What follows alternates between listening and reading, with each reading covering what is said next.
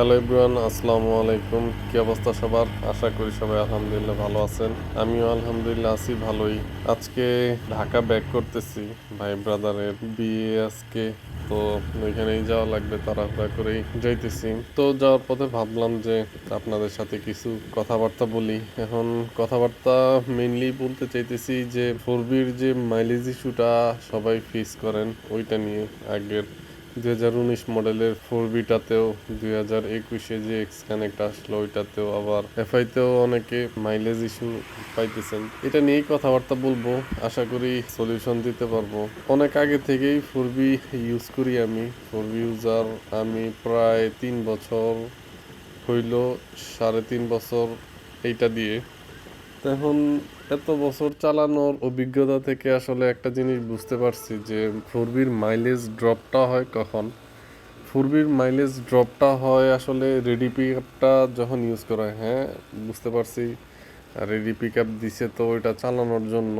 তারপরে এখন যদি মাইলেজের কথার হিসাব করেন তাহলে আসলে দিছে চালানোর জন্য কোম্পানি রেডি পিক আপটা, বাট কন্ট্রোল করা চললেই মাইলেজটা আসলে একটু ভালো পাওয়া যায় সবসময়। এখন রেডি পিক আপটা যদি ধরেন আপনি এফজেড এর মতো বা জিক্সার লো পাওয়ার বাইকগুলোর মতো আসলে ইউজ করতে পারেন তাহলে ইনশাল্লাহ মাইলেজ ভালো পাবেন। ইস্যু হওয়ার কারণ যে শুধুমাত্র এই একটা তাও না, ইস্যুটা পাওয়ার আরো কয়েকটা কারণ আছে, যেমন স্পার্ক প্লাগ, এয়ার ফিল্টারটা, তারপরে ইঞ্জিন অয়েলটা। এগুলাই আসলে মাইলেজ ইস্যুতে মেইনলি ইম্প্যাক্ট ফেলে। আর রেডি পিক আপটা যদি আপনি ভালোভাবে ইউজ করতে পারেন, মানে কন্ট্রোল করে ইউজ করতে পারেন, হ্যাঁ স্পিড উঠান, স্পিড উঠাইতে ওটা কোনো ঝামেলা না, কিন্তু এফজেডে বা জিক্সারে যে স্পিড উঠে ওইভাবে তুলেন। রেডি পিক আপটা ইউজ না করে ইনশাল্লাহ মাইলেজ ভালো পাবেন। তো আমার টাঙ্কিতে এখন দেখতেছেন ফুল করা, তো আমি কিছুক্ষণ আগেই ফুল ট্যাঙ্ক তুললাম, 100 টাকার তেল তুললাম ঢাকা থেকে 6.4 লিটার। এখন এই 6.4 লিটার দিয়ে বাড়িতে আসছি। বাড়িতে আইসা প্রায় 10 দিনের মতো ছিলাম, বাড়িতেই চালানো হয়েছে। টাঙ্গাইল হাইওয়ে এই পর্যন্ত আসার পরেই অফ হয়ে গেছে, ওই সময় আর কি মাইলেজটা হিসাব করা। সো আসেন আপনাদের দেখাই এখন মাইলেজের হিসাবটা আমি কত করে পাইতেছি। স্পোর্টস মোডে কিন্তু জিনিসটা হিসাব করছি আমি। আর অল টাইম ক্যাজুয়ালি রাইড করা হয়েছে, জেন্টাল থেকে বেশি ক্যাজুয়ালি রাইড করা হয়েছে। এই যে এখন যেভাবে রাইড করতেছি সেম এইভাবেই। ঢাকা থেকে বাড়িতে আসার সময় গাড়ি অফ হওয়ার পরে 800 টাকার ফুয়েল তুলছিলাম, যে মাইলেজটা হিসাব করব নিজের থেকে যে কেমন পাইতেছি এই মুহূর্তে। 800 টাকায় 6.4 লিটার ফুয়েল আসছে। তো 6.4 লিটার ফুয়েল তোলার পরে আমি 10 দিন বাড়িতে ছিলাম। বাড়িতে 10 দিন চালাইছি 297.8 কিলোমিটার এই 6.4 লিটার ফুয়েল দিয়ে। তো এই 6.4 লিটার ফুয়েলটা আমার শেষ হয়েছে যখন এলেঙ্গার কাছাকাছি আমি, তখন যা ফুয়েলটা শেষ হয়। আর ওইখান থেকে আমি আবার টাঙ্কি ফুল করে নেই, ফুয়েল লোড করে একদম 11 লিটার। তো এখন দেখাই আপনাদেরকে মাইলেজটা কত পাইলাম, হিসাব কিতাব করলাম কেমন কি হইল। 800 টাকায় ফুয়েল পাইলাম আমি 6.4 লিটার, চালাইছি 297 কিলোমিটার। তো 297.8 6.4 দিয়ে ভাগ করলাম, আসলো 46.53,125। তো মোটামুটি বলা যায় তো মাইলেজ পাইলাম 46.5 করে।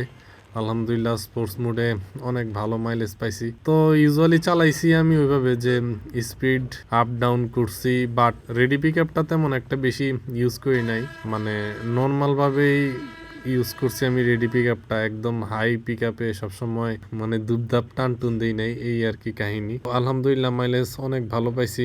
আর একটা কথা, আমি কিন্তু এখনো আমার বাইকের 6000 কিলোমিটার হয়ে গেছে, এফআইটা এখনো ক্লিন করি নাই, ফুয়েল ইনজেক্টরটা আর কি। শুধুমাত্র এয়ার ফিল্টারটা চেঞ্জ করছি, ট্যাপিটটা অ্যাডজাস্ট করছি, এর বাইরে আর কোনো কাজ করা হয় নাই। তো এই মুহূর্তে এরকম মাইলেজ পাইতেছি, আলহামদুলিল্লাহ অনেক ভালো। আপনারা আসলে রেডি পিক আপটা কম ইউজ করেন, স্পার্ক প্লাগ, তারপরে এয়ার ফিল্টার, প্রপার সার্ভিসিং দিয়া বাইক ইউজ করলে ইনশাল্লাহ মাইলেজটা ভালো পাবেন ফোরবি থেকেও। এখন এই ছিল আর কি কথাবার্তা আপনাদের সাথে। আসেন এখন একটা ট্রানজ্যাকশন দেই, এক ট্রানজ্যাকশনেই ঢাকা যাই, ঢাকা গিয়েই সরাসরি ডাক ভবনেই দেখা হইতেছে আপনাদের সাথে। এক ট্রানজাকশনেই চলে আসলাম ডাক ভবনের সামনে। এখন ফটোশুট চলতেছে এখানে, ফটোশুট শেষ হলেই সবাই মিলে আবার বের হয়ে যাব এখান থেকে। তো আরেকটা ট্রানজাকশন দিয়ে আসেন। আসছি এখন মিরপুর, সবাই আমরা একটু আড্ডা টাড্ডা দিব, সবাই মিলে কথাবার্তা বলবো।